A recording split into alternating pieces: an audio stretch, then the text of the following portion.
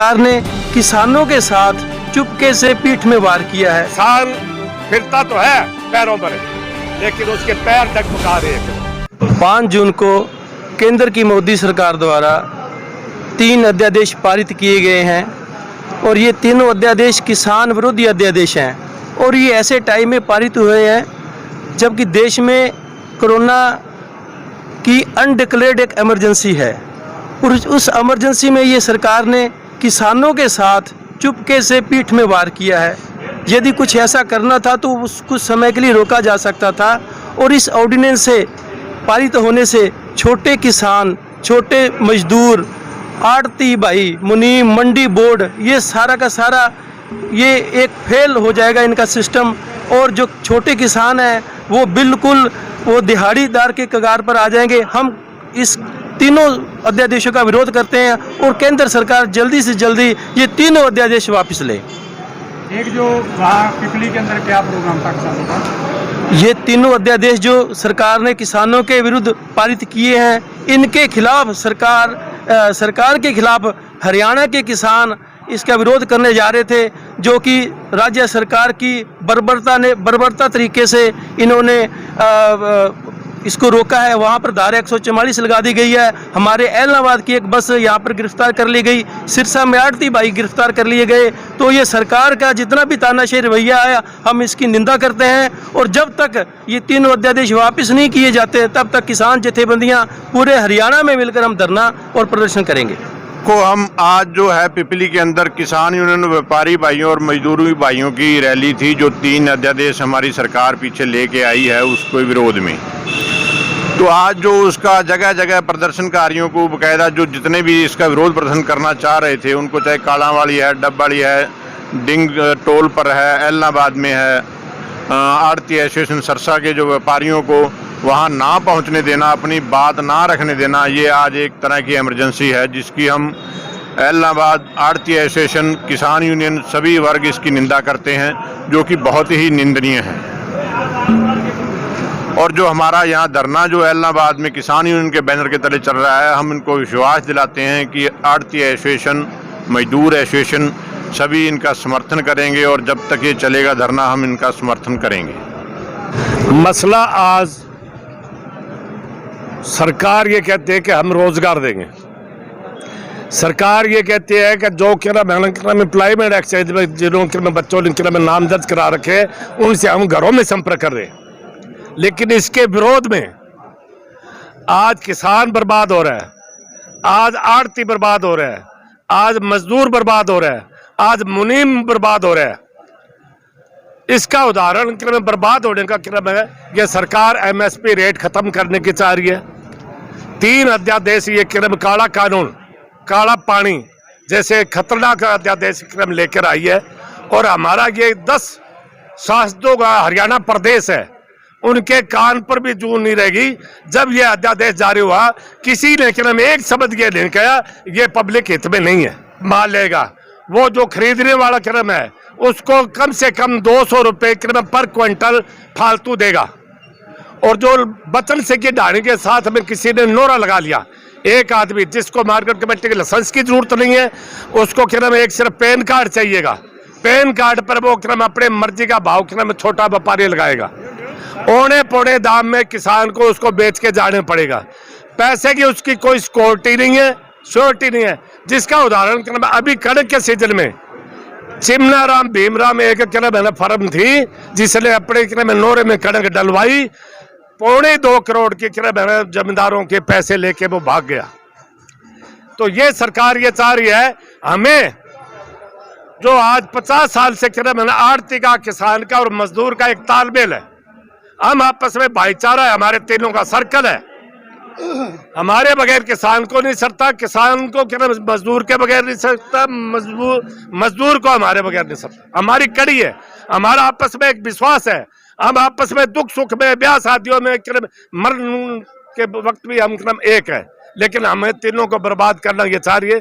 दूसरी ये सरकार है जो ये मल्टीप्लेक्स कंपनियां लानी चाह रही है, जो कि एक जमीनों के राष्ट्रीयकृत करके वो क्या करेंगे। मान लो एक आलू की मिसाल है, अगर आलू के भाव बढ़ गए तो हमारे साथ जो कॉन्ट्रैक्ट हुआ है 10 रुपए क्विंटल का वो लेगा, अगर 10 रुपए से नीचे आ गया वो कंपनी हमारे आलू के में छोड़ देगी, इसमें गिल्ला है, इसमें किले में नमी है, इसमें किले में खराब हो गया। तो ये सरकार पता नहीं किस किले में विचार की है कि किले पब्लिक को सब किले में सारे जीडीपी ध्वस्त हो चुकी है। हर फैक्ट्री के अंदर एक किसान की किले में जो एग्रीकल्चर किले में जीएसटी है वो इस कोरोना महामारी के अंदर किले में बचा रखे है और इसी को मारना चाहते हैं। ये कहते हैं कोई ना बचे। आज जो पिपली के अंदर एक महारैली थी, मैं तो जीन झज्जर के विरोध उन लोगों का धन्यवाद करूंगा भी इतनी किरण हरियाणा सरकार के जगह जगह नाके लगा के किसी को जाने नहीं दिया। हमारी भी किरण में व्यापार और किरण में मजदूर किसानों की आज बस जा रही थी, बाकी गाड़ियां जा रही थी, वो गाड़ियां यारों की एक अम्बेडकर चौक पर बस को रोक ली गई, सरसा किरण आरतीयों को रोक लिया गया, डबाड़ी को रोक लिया। लेकिन आज आप पिपली में लाइव में देखो वो जो किसान और व्यापारी और मजदूर है उन्होंने पिपली मंडी के अंदर के पुलिस का प्रशासन का पूरा कड़ा है, लेकिन ओवर ब्रिज के पास उन्होंने वही माइक लगा के और वहां के महारैली होने लग रही है। हम तीनों संगठन और समेत हमारे मुनीम मैनेजर हम ईंट से ईंट बजा देंगे सरकार के, या तो हम मर मिटेंगे या भूखे मरेंगे। भूखे मरने से तो हमें वैसे मर मिटना अच्छा है। तो आपके माध्यम से मैं सरकार को यह कहना चाहता हूं कि ये काले कानून वापस लिए जाए और हमें और हमारे बच्चों को बचाया जाए। मैं इसी के साथ धन्यवाद।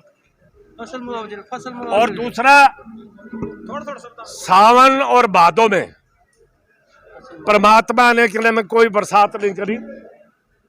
अब आसोज का महीना लगे, फल आ गया, चुगाई का समय 15 दिन सिर्फ, और फसल जमींदार की जो किले में ग्वार की है, एक जोने की फसल को थोड़ा सा छोड़ के बाकी सारी फसल किले में बर्बाद हो रही है। बीमे के किले में रुपये 600 के बजाय 1600 कर दिए, लेकिन हमें खराबा नहीं मिल रहा। अभी तक कोई स्पेशल गिरदावरी के किले में कोई ऑर्डर नहीं हुए। नरमा 90% किले में खत्म हो चुके हैं। मतलब है किसान फिरता तो है पैरों पर, लेकिन उसके पैर डगमगा रहे हैं किले में, उसको संभालने वाली ये सरकार नहीं है।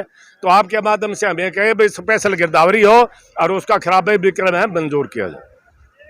आज हमारा धरना जो है पहले दिन शुरू हुआ है और ये धरना जो है तीनों अध्यादेशों के खिलाफ है। सबसे पहले तो हमें सरकार ने जो रात हमारी बस सैलाबाद से पिपली जा रही थी उस बस को थाने में घेर करके लेके गई पुलिस, उसकी हम घोर निंदा करते हैं। और 2 बजे हम जो है भारत सरकार के तोमर साहब जो कृषि मंत्री हैं उनका हम पुतला भी जलाएंगे। लेकिन नरमे और कपास की जो फसल बर्बाद हो गई सफ़ेद मक्खी और बेमौसमी बरसात की वजह से, और आज इन्होंने फसल बीमा बंद कर दिया। या तो फसल बीमा चालू करे या फिर स्पेशल गिरदावरी करा करके 40,000 रुपये प्रति किले के हिसाब से मुआवजा दे, नहीं तो ये धरना तीनों शक्तियों से समर्थन लेकर के इसी प्रकार से जारी रहेगा जब तक 40,000 रुपये प्रति किले के हिसाब से किसान को मुआवजा नहीं दिया जाता। आज जो सरकार ने बीमा योजना चलाई थी तो नरमे की फसल अभी पककर खेत में तैयार हो चुकी है, चुगाई उसकी बाकी है। बेमौसमी बरसात ने और सफ़ेद मक्खी ने सारी फसल बर्बाद कर दी है। तो या तो जिन किसान भाइयों का बीमा बकाया रह गया उनका बीमे की तारीख दोबारा निकाल कर उनको टाइम दिया जाए भी आप बीमा करवाओ, या बगैर बीमे के जिसने बीमा करवा रखा है उसको मुआवजा दे, उस राशि के हिसाब से उस किसान को भी बीमा दिया जाए। कई गांवों में पंचायत का रकबा है, किसान भाइयों ने ठेके पे ले रखे हैं, पंचायत ने रकबा छोड़ दिया आगे। कोरोना की वजह से अब की बार नई बोली नहीं हुई, जो पीछे बोली जाता था उसको 10% बढ़ाकर उन्हीं किसान काश्तकारों को दोबारा दे दी। तो उन जमीनों का बीमा किसानों ने करवाया नहीं, और बेमौसम बरसात ने और इस महामारी ने फसल को बर्बाद कर दिया। तो हम सरकार से यही अपील करते हैं कि उसकी दोबारा तारीख निकाली जाए और जो बचे हुए किसान हैं उनको एक मौका और देकर सभी जो जमीन की बची हुई है उसका बीमा करवाया जाए।